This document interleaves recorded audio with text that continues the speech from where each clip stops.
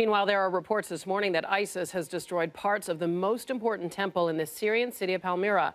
ISIS has been on quite a rampage in the city, releasing photos last week of the terror group destroying another ancient temple.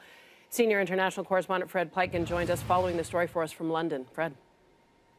Yeah, good morning. And this is the Temple of Bel, which is from the 1st century after Christ. So this is built around the time that Jesus Christ actually walked in that area of the Middle East. And for about 2 millennia, it was the sign, really, in that area of a religious tolerance. And now, if all of this is confirmed, it appears as though ISIS will have destroyed most of it.